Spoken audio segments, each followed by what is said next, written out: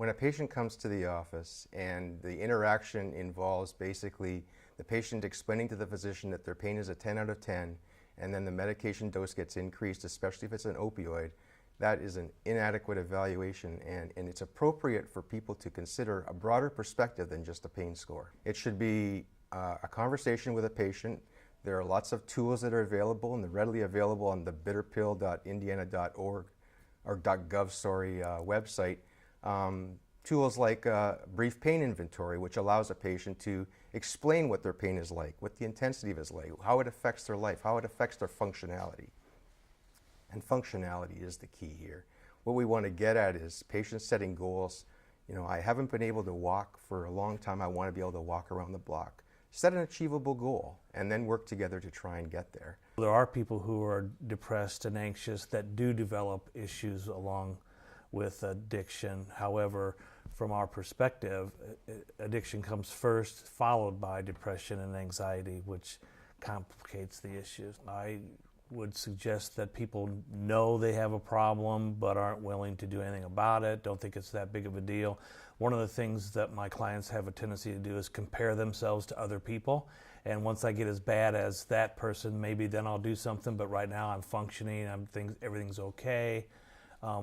That will keep them out there for a lot longer than they need to be. So they come in to see me and they've been forced in, and I always say that I know 10,000 people in recovery, and we're all at some level forced to address our issue.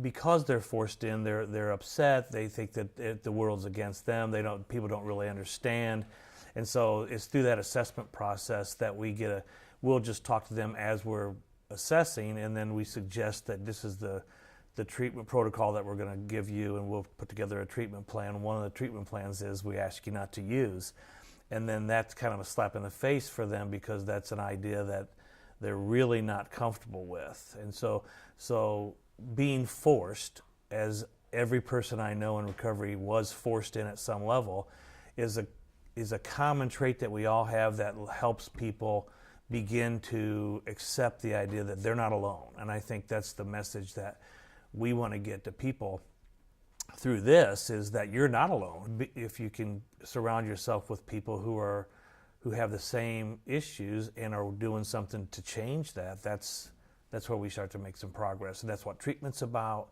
And treatment's enhanced by self-help groups and church and friends that use sometimes are your biggest supporters because they don't want to see you die. Parkview Behavioral will help, and the 800 number is on the screen. St. Joe Hospital will help with the medical detox, but then once we get physically detoxed, now we have to work on the mental side, which goes on for the rest of our lives. And so we just have to be vigilant about how to stay connected in that. I used to have a friend called the rhythm of recovery. What am I doing today?